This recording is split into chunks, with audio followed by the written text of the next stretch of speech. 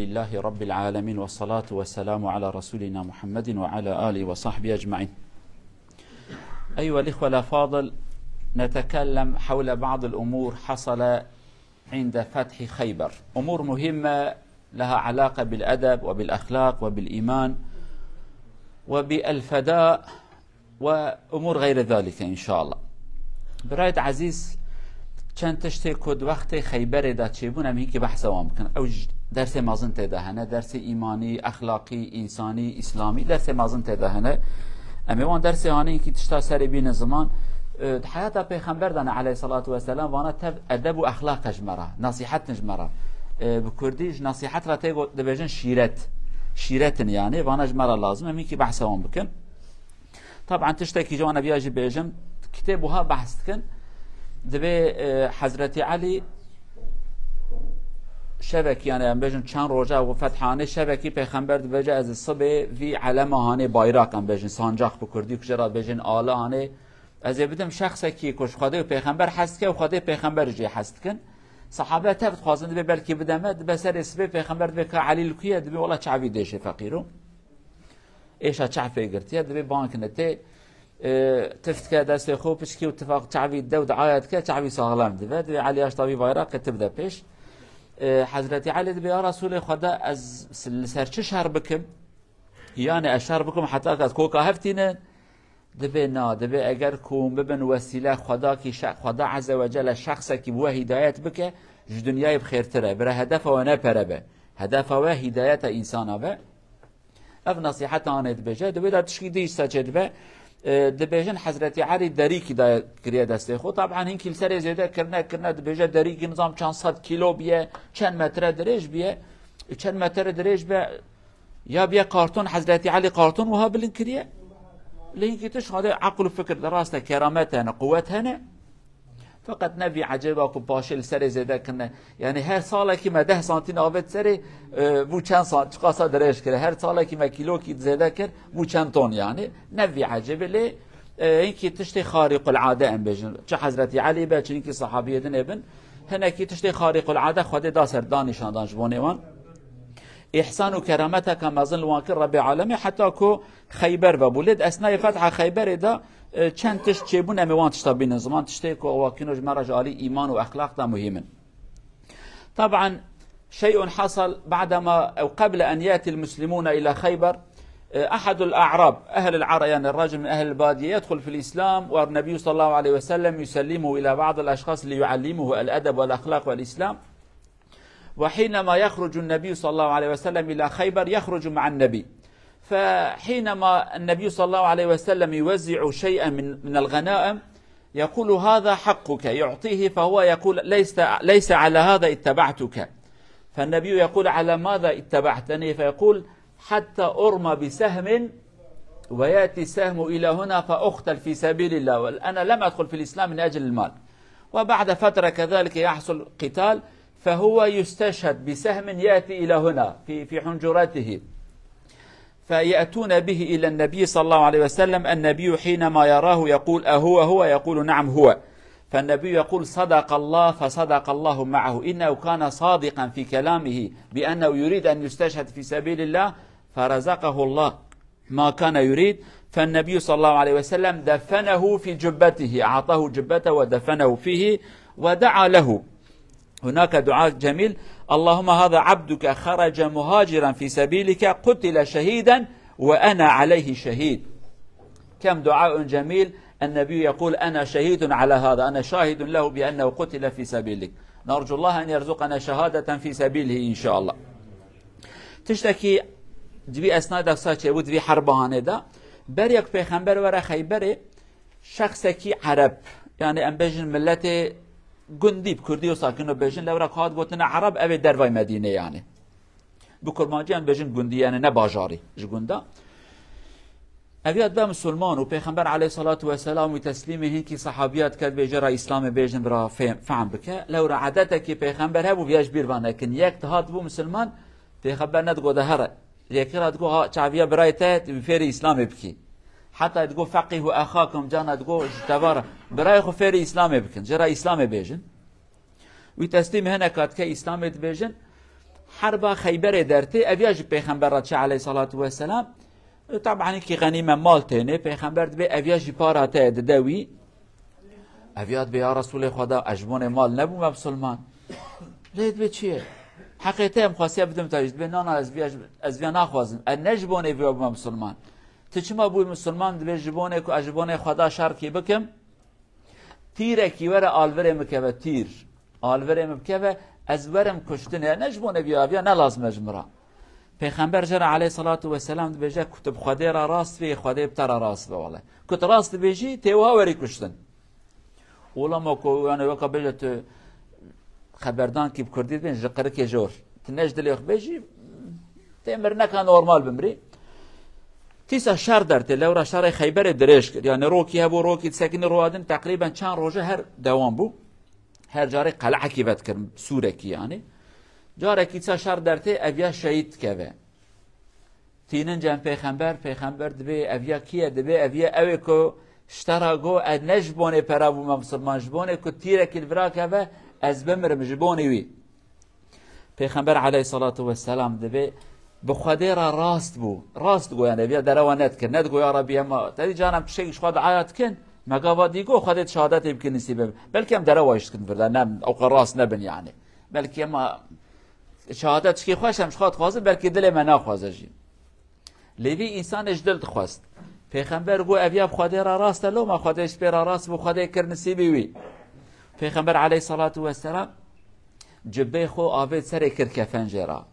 تشتيق شرف كان مازن جبه خو كفنه دبي في جبتي جبه خداي كي غو ابيا تخن كفن لبلا فينن ابيا شرف عول پیغمبر جراج دعاء كر غو يا ربي ابي عبدته جبونه تدركت جهاد و جبونه تهاد كشتن اجي شاهدم سري اجي شاهدم تشتكي مازن شرفك مازن كو اف شخص هاني رب عالمي في ايمان كر نسيبي وي بلا کو راست بو یعنی برا ایمان مروا راست به چه دل مذهب ام خدا را دروانکن یقین بکن پیغمبر علیه الصلاة والسلام بجا او کسی که راستیش خدا شهادت بخوازه شهید بون مثلا دبی رب عالم شهیدیت که نصیبی ولو مال خدا سرجه خو بمرج لسرجه خو بمرجی او انسان دبی شهید لورا نیت او شهادت دریا خدا ده بو خدا جه راضی به یعنی اوی انسان جی بلاكو بالراس تقول ربي عالمي أفمرناني كرنسيبي. شيء آخر كذلك يقول رجل كان راعيا لليهود فيأتي إلى النبي صلى الله عليه وسلم ويدخل في الإسلام يعلن إسلامه ولكنه يقول للنبي صلى الله عليه وسلم أنا خلاص دخلت في الإسلام ولن أعود إلى اليهود ولكن ماذا أفعل بهذه الغنم يعني فالنبي صلى الله عليه وسلم يقول وجهها إليهم وارميها بالحصى الله سيؤدي عنك هذه الوظيفة أي الأمانة سيعود إلى أصحابها فأنت مخلص في إيمانك ولا تريد أن تأكل مالهم فالرجل هكذا يعمل ويرمي الغنم بالحصى الغنم يذهب إلى أصحابها فهم يعلمون بأنه دخل في الإسلام كذلك عفة الإسلام الرجل لا يقول دخلت في الإسلام وسأخذ أموالهم الأموال كان عند الراعي قبل أن يدخل في الإسلام المال أمانة عنده عليه أن يرد الأمانة أو المال إلى أصحابها فالله عز وجل يرد الأمانة إلى أصحابها وهذا الرجل كذلك يطلع مخلصا في إيمانه تشتكي دنيجي شوانه يهودية تابي بازل چوليه تي راس مسلمان تي دبا مسلمان پیغمبر اسلام بجرا دبا مسلمان ادبی یا رسول خدا وان حیوان وان جب من نزمانه چافکم از گره بزفرینم بنه دزیتنه ها حیلتنه شیطانیتنه منافقتیتنه از ما بسلمان اما از شوان وان انسان هانه بومه از فی حیوان گره بزفرینم چوله ما چافکم پیغمبر صلی الله علیه و سلم بجه بره وان ویدا بکه او کبر مبرا با جوان ابخو هرن جم خوای خو ای رب عالم وی امانت اوسیت را کبگینه وان یعنی امانت اوسیت دا نامینه کس کی اینه بجه بیا بو مسلمان دزیه کر حلال مکر و براستی جی حیوان انکی ویدا دبه نزیکی آلی یهودیه دا و کبر مبرا داویجه حبکی راسو چه پیدا ناچه توکی چنجم خواه خو دما کدن لیران حیوان وان هات ام بجن بزنومیه وان دبه والله شوانه ما بیا مسلمان محقق لو ما ناتیه ایرو اویاج دی ایمان خدا راست بو رب عالمش پیرا راست درکد امانت سرملیو دان نیشت دسبيكا إسلام أخو نخوست بيجا بدزي بدروا بحيلة يعني أبي تشتكي قال لك ما ظنه كان حب إنسان وكا بيجي بنا مسلمان ماري كافر الجمانة بيا قوتي بس مالي وان أمانته وان بكن چنا به أم دسبيكا إيمان خوب خيانتي دسبيكن چنا به إسلام وخيانتي بهفرا نامشن مالي وان دزبراندن يك جوان جي عاص كنابي ابو العاص راد قوتن زاوي پیغمبر عليه الصلاه والسلام او يك جوان انسان هاني بو مال الجميع هو امانت بو اسير جي مال وان زبران گوز ناخذم ایمان اخو يجي اسلام اخو بخيانتي كي دس بكمرا صفحه من صفحه كسبي يعني اب انسان هاني جي بفي شكل هاني زفري شيء اخر بينما المسلمون في خيبر وكذلك ينتقل الى مكان آخر اسمه فدك قدم على النبي جعفر ابن أبي طالب أخ سيدنا علي رضي الله عنهما جميعا كانوا في الحبش سنوات طويلة فحينما يأتي يعني يصادف مجيئهم فتح خيبر النبي حينما يراه يقوم إليه أولا القيام للقائد إذا للقادم الذي يأتي إليك وأنت تحبه وتحب أن تقوم له وتقول أهلا وسهلا لا بأس به النبي قام إليه وقبله وقال بماذا أفرح بفتح خيبر أم بقدوم جعفر بالاثنين يعني هذا ابن عمه وسنوات فضل أن يبقى مهاجرا في سبيل الله في مكان بعيد جدا كم سنة يعني ولكنه حينما عاد النبي فرح به كثيرا وقال لا أدري بأي شيء أفرح بخيبر أم بقدوم جعفر القيام للقادم إذا أنت تحب وتحترمه لا بأس به تقوم وتقول أهلا وسهلا وكذلك النبي قبله واحترمه وفرح كثيرا تشتكي دني جعفر بري حضرتي علي حضرتي جعفر نابكي ويدنج كتاب إسلام هذا بيجن جعفر طيار اگر خود عمر دريش كم بحثي بكن چما جرات بيجن جعفر طيار ابي بدفره يعني بيلوت ام بيجاكينو دفره جعفر دوی اسنواتی که خیبر و بود جعفر و بسلمان اول خو جحبشستان هاتن چند سال لوینا چند سال هجا پیغمبر مکه نچیل هجا المکه و انا اصطلاح هفته تقریبا هفته هجریه بلکه نه 10 سال لوینا بان فقیره جوان خودی چون هجرت کن دماغته پیغمبر راد به پیا یک شخصی که غریب شخصی که حست کی میوانه کی عمر مازنه کی دماغات تشكي فاضل خرابي بيجت بخيراتي گنهكاري تاتنا كترابي بيا اما قبا كويغو رابا بيا از هاتمه او ندرسته اما تشكي فارات بباب تاتيه سيدا تاتيه شيخ تاتيه ميوان تاتيه اختيارك تجي حسكي اتيه ترابي بيت بخير هاتي پیغمبر ابو بيا او يكر بردله خو حماس كر كرديد بجن حماس او يپاس كر گو از نزانم بهاتنا تا كيف خوش ببم بفتح خيبر اس كيف خوش يعني افياج قد تشتكي مازنا خاده دامن و افياجي تهاتي او قصاله موانديتيه چقا كيف پیغمبر هات گو انا زانم از كيجا كيف خوش ببم يعني بيان ابياز كيف خوش ببم پیغمبر هناكي مال جي داوان گو فياجي حقي و برابياجي بارا و يعني ما ادري بايهما اسر او اسر بفتح خيبر ام بقدوم جعفر كلمه پیغمبر انا زاب كيجا كيف خوش ببم جعفر هاتيه ياجي كو خيبر بابو فتحة رب عالمي كرنسيبه ما طبعا وان انسان بصالال و مابون دور كتبون لي ايمانك مازن خدي دابون سيبه وان امي انا بيجن تشتكي وان وتبع صحابيه تشيبو بحثاوي بكنج برا وتشتكي براستي بر بالكيشه حصل امر فيها درس مهم لنا جدا حينما قدم جعفر وبعد ذلك عادوا الى المدينه المسلمون الذين كانوا مع النبي من أول يوم كانوا يفتخرون قليلا يقول نحن أولى منكم نحن هاجرنا مع النبي ونحن هكذا وهكذا وهكذا فالذين مع جعفر تألموا وحزنوا كثيرا ولم يعجبهم هذا الأمر حتى منهم من يقول كلاما زينب زوجة جعفر أقول لكم كلماتها فهي تقول لهم هؤلاء يقول نحن سبقناكم وهي تقول لم تسبقونا والله كلا والله أي لستم أفضل منا كنتم مع رسول الله صلى الله عليه وسلم يطعم جائعكم أن الرسول يطعمكم ويعظ جاهلكم أنتم مع النبي ونحن بعيدون لا أحد ينصحنا ولا أحد يطعمنا نحن نتحمل كل هذا وأمور مثل هذا كيف تكونون أفضل منا نحن الذين رأينا أكثر منكم مشقات وأمور لا يتحملها كثير من الناس. فهي تقول والله سأذهب إلى النبي وأشتكي إلى النبي، أنتم تقولون لنا هكذا. فحينما يذهب فيقول النبي صلى الله عليه وسلم ليس بأحق بي منكم، أنتم أحق منهم، لكم وكذلك لكم هجرتان، أنتم هاجرتم إلى الحبشة وهاجرتم إلى المدينة، لكم هجرتان أي لكم أمور كثيرة أنتم أهل السفينة الذين هاجرتم. فالنبي يعطيهم جائزة كبيرة، خليكم مرتاحين، أنتم هاجرتم مرتين وهم هاجروا مرة واحدة، ليس مقامهم أعلى بمقامكم. هذا فيها درس مهم. أحيانا الذي يكون بعيدا لا يعلم الكثير ولكن مع ذلك يتمسك بإيمانه قد يكون له شرف أكثر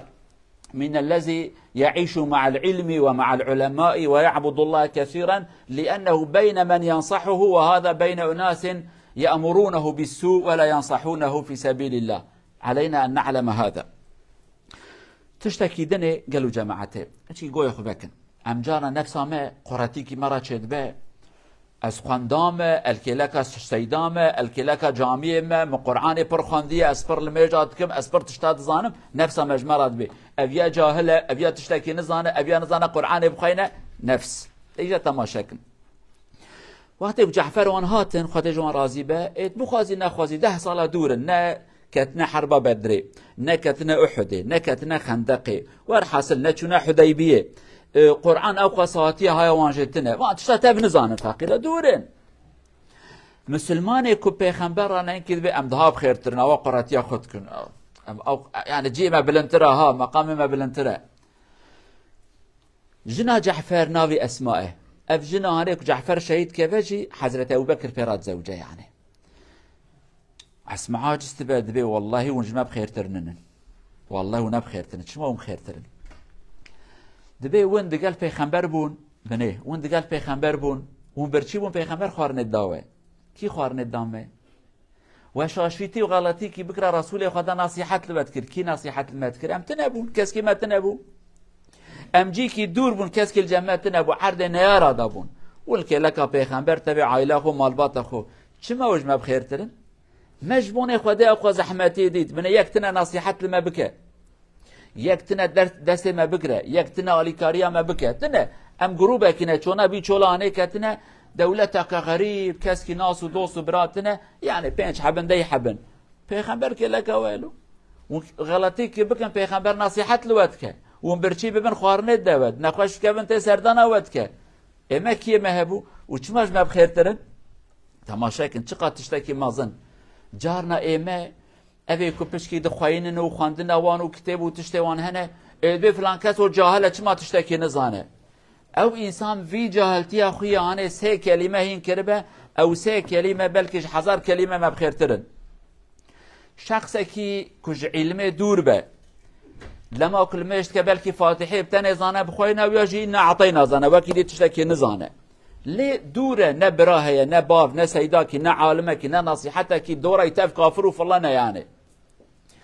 بلكي لما يجاوي او إنا عطينا نج بقرة ام تخيلم خير تربجه يعني بلكي ام فاتحه تخيلم بشتي سوره بقره تدي جزء وتشتكي يعني بلكي خير او جامع قالك تربه اما امكانه ما هنا ام تقارن بقره وبخين والي عمران بخين فقير يعني كي جرا يعني بلكي يكتنا بجرا إن أعطينا جبيجا فقيرو يعني كسكي تنبيه إجا أسماء عاجز بي والله زيارمش بيخنبرا بيجي ونها قراتي أخو سريمتكن يعني لي أسماء بري هر تشتي أود بيجا ون دناوا كيفي دابونا ودناوا نعمت دابونا أم هر تشتي محروم بونا يعني تشاش بيخنبرا دبي بيخنبر عليه الصلاة والسلام بينانا والله أود جبات شيترنن حتى إيوا ودجارة هجرت كريا ونخويا دخيرانا يعني لگورا خبردانا پیغمبر جوانات بیجه خویه گمیه سفینه گمیه اوه که هجرت کردن که نو که گمیه چون بجم سفینه چون حبشتستانش بحری دابو ون خیره و پرترگو و دجاره هجرت کریه وانجار کی کریه و دجاره هجرت کریه قد مراقه نکن طبعا اف زینب اف ناوی اسماء اوی جنانه وقتی که خبردان تی قصا کیف هایته چه جوال اختوبت کد بورن والله پیغمبر گوته خیره و تازه تره يعني قد قراتي اخو سري ما نك نبيجن ما برخوانديه ما واكينو كريه ام دور بونش قال لك تشتا محروم بونا يعني محروم بون اوان نه علامتك ايمان وان ضعيفه بلكي بالعكس علامتك ايمان وان زيادتره جبون خدا اوقا صبر وتحمل وفي ازياته هاني كرنا طبعا بفي شكل هاني فتحه خيبر قضيه وفدك شي باجاره كدنه باوجي فتحه ويهات كرنه اوان صلح كرب شر نكرن نهرتن دورم نخوشه پیغمبر گوتن حیره وره مددنته پیغمبر جی بازار کی بان را کر گوت تام گو عد براج ورا به لیونه خاصه هر سال پره بدن ما یعنی او کنگی ام بخوازن ام براج درخن ها کنگی کام خوازن ام درخن والله دم حضرت عمر دا وانا تیسر نسخی کن کی ملت هي وانش خیانتی کرن تیسر جی صحابه کی چولوی کشتن لا حضرت عمر نه چولوی نظام مریوش کاندن چکرن حضرت عمر گورن گو والله ورحت ناسکن واش خون پیغمبر گوتیا کینگ بخوازن نمی درخن آدای درکبن سوت یالا وانجبه درخستن وی شکل دفتر وان هاد گرتن دفتر او جماعته هانه بهذا الشكل ايها الاخوه انتهينا من غزوه خيبر وفتح الله على المسلمين فدك واراد بجنبها النبي صلى الله عليه وسلم صالحهم قال الارض يبقى لكم ولكن تعطوننا هذا حددوا معهم مبلغ من المال قال تدفعون هذا لنا وإذا شئنا نخرجكم من هذه الأرض مرة أخرى إذا شئنا إذا أحببنا هذا شرط في الاتفاق على أصحاب العقول أن يكونوا فهمان حينما يكتب اتفاقيات أن يعلموا معنى الكلمات فلو لم يقول النبي إذا شئنا كلمة خطر جدا ولكن النبي قال إذا شئنا وفي أحد سيدنا عمر رضي الله عنه رأوا منهم كذلك خيانات ومشاكل قال خلاص سنخرجكم من هنا أنتم تعملون لنا المشاكل فأخرجوا من هناك وكفى الله المؤمنين القتال بهذا الشكل انتهينا إلى أن نلتقي في الجمعة القادمة إن شاء الله درس ما يرو خلاص وحتى حفتاتي ومن خير وخشي سلامتي دا إن شاء الله ربي عالمي وما تواج تشتي خراب وتشتي نباكشي ببارزة محافظة بك إن شاء الله جيانا كل غورا حياة پیغمبر و صحابه جب كنسيبه ما إن شاء الله